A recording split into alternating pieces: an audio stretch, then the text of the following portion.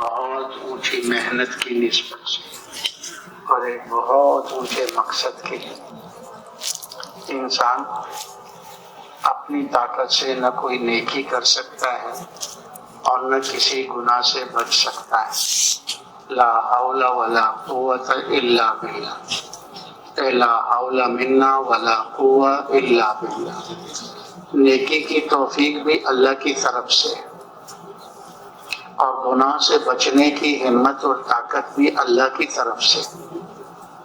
تو ہمارا اور آپ کا یہاں جمع ہونا اس اجتماع کے میدان میں وہ اس فکر اور اس محنت کی نسبت سے ہے کہ ہم بھی پورے دین پر آ جائیں اور پوری انسانیت تک دین پہنچ جائے اور پوری انسانیت دین پر چل کر دنیا میں بھی کامیاب ہو جائے، آخرت میں بھی کامیاب ہو جائے۔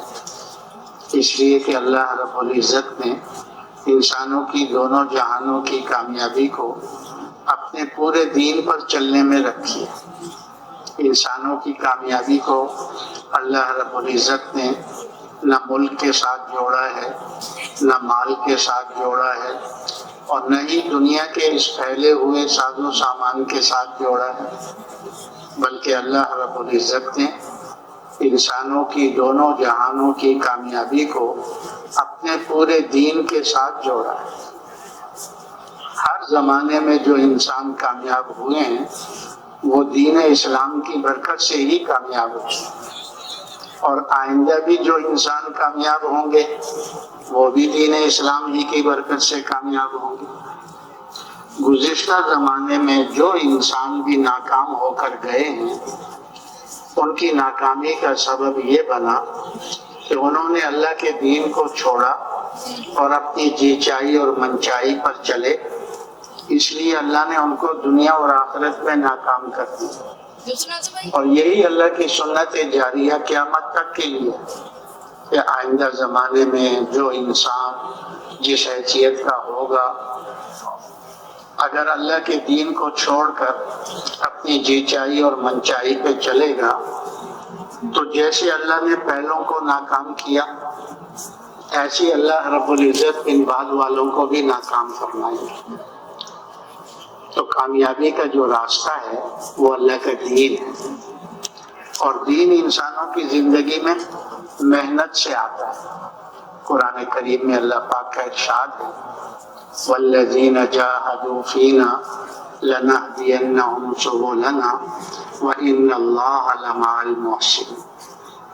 اللہ پاک فرما رہے ہیں کہ جو ہمارے دین کے لیے کوشش و محنت کرتے جد و جہد کرتے ہم ان کو ہدایت کے راستوں پہ چلا دیتے۔ یعنی دین پر چلنے کے لیے ہدایت کے نور کی ضرورت ہے۔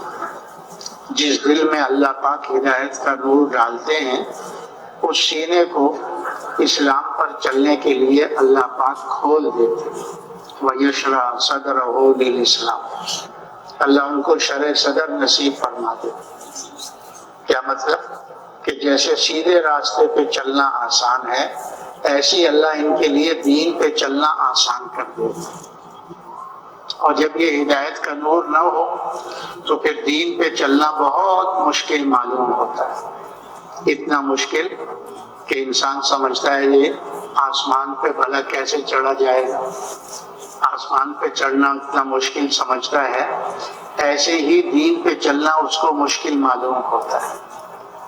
تو یہ جو ہدایت کا نور ہے یہ نبیوں والی دعوت والی محنت سے اللہ پاک عطا فرماتے ہیں، کیونکہ اللہ نے ہدایت کی محنت کے لیے ہر زمانے میں انبیاء علیہ السلام کو بھیجا۔ آدم علیہ نبینا علیہ السلام سے اللہ نے یہ سلسلہ شروع فرمایا۔ ہمارے اور آپ کے نبی حضرت محمد صلی اللہ علیہ وسلم تک اللہ نے اس سلسلے کو جاری رکھا۔ آپ صلی اللہ علیہ وسلم کو اللہ رب العزت نے خاتم النبیین بنا کر بھیجا، رحمت للعالمین بنا کر بھیجا، کافۃ للناس بشیرا و نذیرا بنا کر بھیجا۔ آپ پر اللہ نے نبوت کے دروازے کو بند کر دیا اب آپ صلی اللہ علیہ وسلم کے بعد کوئی نبی اور رسول آنے والا نہیں، لیکن انسانیت تو قیامت تک آتی رہے گی اور نبی اور رسول کوئی آنے والا نہیں ہے۔ تو ہمارے بڑے فرماتے ہیں اللہ رب العزت نے نبوت کے دروازے کو بند فرمایا ہے، لیکن کار نبوت کو اللہ پاک نے بند نہیں فرمایا۔ کار نبوت قیامت تک جاری و ساری رہے گا۔ پہلے یہ ذمہ داری اللہ نبیوں کو دے کر بھیجتے تھے، ختم نبوت کی برکت سے اب یہ ذمہ داری والا کام اللہ نے امت محمدیہ صلی اللہ علیہ وسلم کے ذمہ لگا دیا۔ آپ صلی اللہ علیہ وسلم نے 23 سال یہ محنت فرمائی نبوت ملنے کے بعد، 13 سال مکہ میں اور 10 سال ہجرت کے بعد مدینہ میں، اور جہاں جہاں آپ سفروں میں رہے۔ اس 23 سال کی محنت کے نتیجے میں ایک تو دین کو اللہ پاک نے مکمل فرما دیا، شریعت مکمل ہو گئی۔ دوسرا، سارا جزیرہ عرب آپ کی زندگی میں اسلام میں داخل ہو گیا تھا۔ آپ کی بعثت سے پہلے نہ دین تھا اور نہ دین کی محنت کرنے والے تھے۔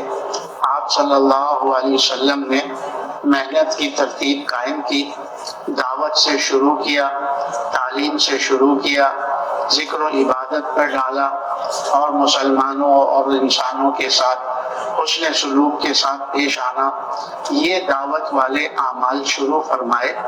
تو 23 سال کی محنت کے نتیجے میں دین بھی مکمل ہوا اور جزیرہ عرب جتنا تھا وہ اسلام میں داخل ہوا۔ پھر یہی امت کی طرف منتقل ہوا۔ آپ صلی اللہ علیہ وسلم کے بعد صحابہ اکرام اس محنت میں لگے اور دین کو لے کر عملی طور پر پوری دنیا میں پہنچایا۔ پوری دنیا کے اندر دین کو حضرات صحابہ اکرام نے پہنچایا، تابعین نے پہنچایا، تبع تابعین نے پہنچایا۔ بعد میں امت جب تک اس محنت میں لگی ہوئی تھی تو دین دنیا میں پھیل رہا تھا۔ حضرت عمر رضی اللہ عنہ کے زمانے میں 22 لاکھ مربع میل تک اسلام پہنچا۔ حضرت معاویہ رضی اللہ عنہ کے زمانے میں 65 سے 70 لاکھ مربع میل تک اسلام پہنچ گیا۔ پھر امیہ خلفاء آئے، پھر عباسیہ خلفاء آئے۔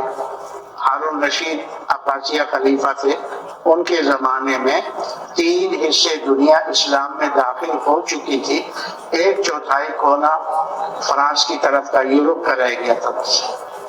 تو ہمارے بڑے فرماتے ہیں حضور صلی اللہ علیہ وسلم کی محنت، حضور صلی اللہ علیہ وسلم کے طریقے سے امت جب بھی کرے گی، اللہ پاک دین کو دنیا میں پھیلائیں گے، دین کو دنیا میں زندہ کریں گے، بے دینی کو اللہ پاک ختم کریں گے، مٹائیں گے، حق وجود میں آئے گا، باطل ختم ہو جائے گا۔ تو ہمارا اور آپ کا جو جمع ہونا ہے وہ اس کام کی نسبت سے۔ تو حضور صلی اللہ علیہ وسلم کی محنت کے جو اعمال ہیں اس میں دعوت اللہ مقدم ہے۔ اس لیے جب بھی ہمیں انفرادی وقت ملے اس میں ہم خوب ایک دوسرے کو دعوت دیں۔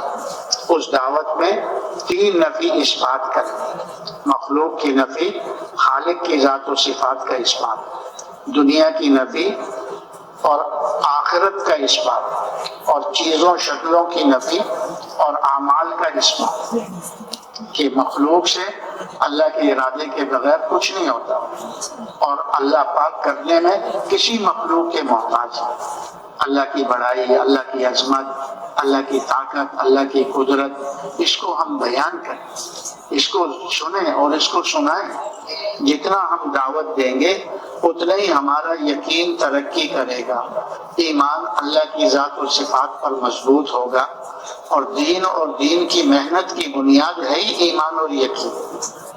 جتنا ایمان اور یقین مضبوط ہوگا اتنا پورے دین پہ چلنا اور پورے دین کو پوری دنیا میں پہنچانے کے تقاضوں کو پورا کرنا اللہ پاک ہمارے لیے آسان کرتے ہیں۔ جی، ہدایت کیا ہے؟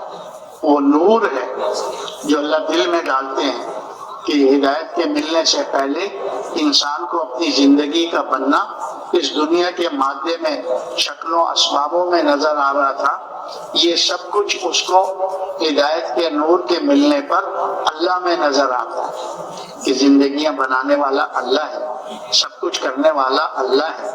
تو ہم دعوت میں خوب لگے، 6 نمبروں میں رہتے ہوئے کلمے کی دعوت، حضور کے طریقے کی دعوت، نماز کی دعوت، علم کی دعوت، ذکر کی دعوت، اکرام کی دعوت، اخلاص کی دعوت اور اللہ کے راستے میں نکلنے کی دعوت، یہ ہماری دعوت کے بول۔ پھر دوسرا جو عمل ہے وہ ہے تعلیم کا، اور تعلیم میں اللہ کے راستے میں نکل کر فضائل کی تعلیم کا حلقہ لگایا جاتا ہے۔ اس میں یہ بھی ایمان اور یقین سے متعلق ہے کہ وعدے اور وعیدوں کا یقین آ جائے، کہ جب وعدے کا یقین آئے گا تو معروفات پہ چلنا، نیکی کرنا اللہ پاک آسان کر دیں، اور جب وعید کا یقین آئے گا تو پھر منکرات سے بچنا، گناہوں سے بچنا اللہ پاک آسان کر دیں۔ اس لیے تعلیم کا حلقہ جو ہے یہ داعی کا توشہ ہے۔ اس لیے ابھی بھی موقع ملے گا آپ کو، کیونکہ عصر کا پہلا بیان اجتماع کا انشاءاللہ عصر کی نماز کے بعد شروع ہوگا اور پھر 3 دن تک چلتا رہے گا، اتوار کے دن انشاءاللہ